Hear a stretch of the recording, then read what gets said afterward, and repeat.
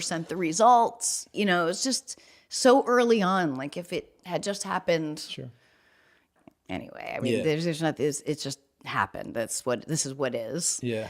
But boy, when the play went up, it's just, he is all over it. I bet. Yeah. You know, the family came and everything. And it really felt like a celebration of Adam, this show, even though it's about me the year I'm 10. It's so signature him. So that was nice, but it's frustrating, but you kind of have to let it go because it's not going to change. For sure. For sure. I'm telling you, I mean, obviously. No, but yeah. So much of like doing this is like, I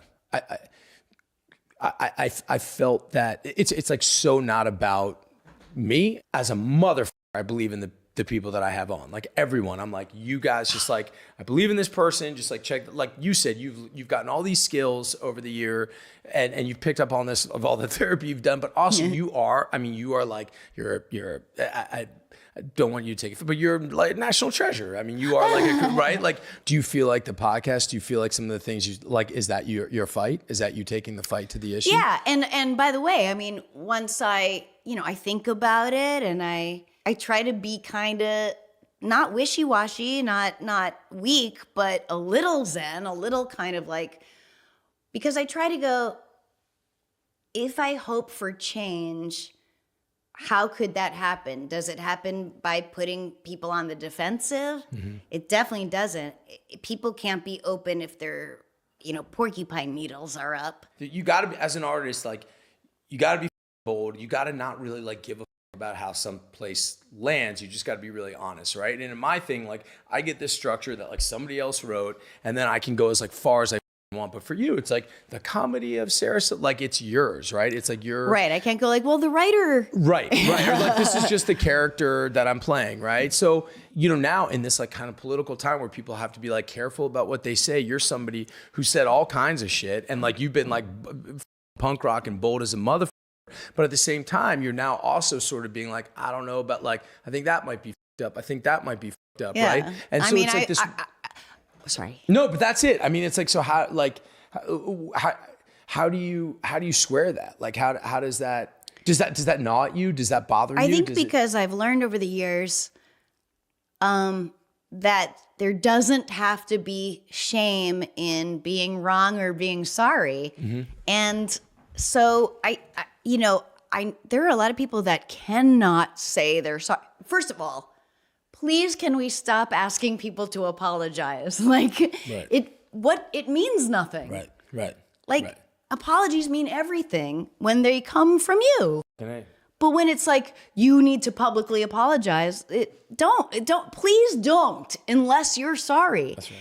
So I always say, like, do not apologize if you're not sorry. And apologize if you're sorry. Right. It's a very simple rule, Right. And I get such good feelings from realizing I'm wrong and apologizing. And I just think, like, I want other people to have that, because I think, especially with how men in society have been raised, they're terrified. And so I see with all people, but specifically a lot of times with men, is that if they feel shame, they can't express it. It's not an option for them. So the shame, like just the way carbs might convert into sugar, converts into outward rage, outward blame. I mean, you see it with Trump. He's just a really good, a really good example of these things, because it's survival for him to not be wrong. And there's so many people with this pathology. It's very human. Well, the trick is trying to understand it. I mean, they say mindfulness. That's all mindfulness is like being aware of it. Like, oh, I did that thing. I did that thing where I'm defensive. We were talking about drugs.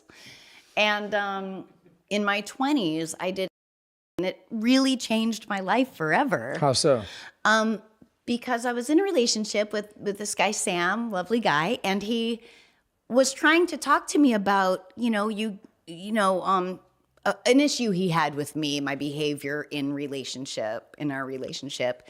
And my reaction would always be like, forget it, you know, and like leave the room. Like just total defensiveness, complete ego.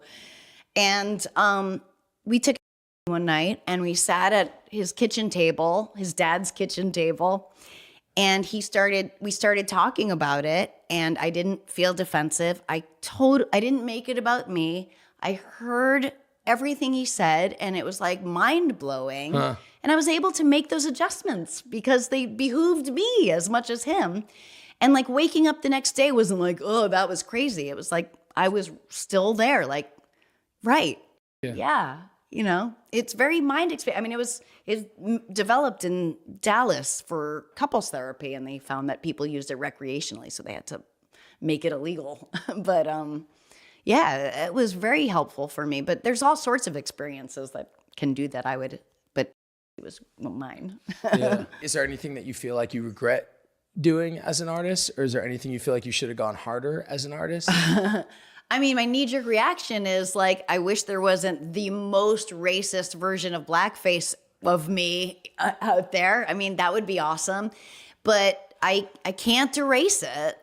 The frustrating thing is the episode of television it comes from doesn't exist because the powers that be were like, you know. There's a thing of you. Okay, I didn't know that.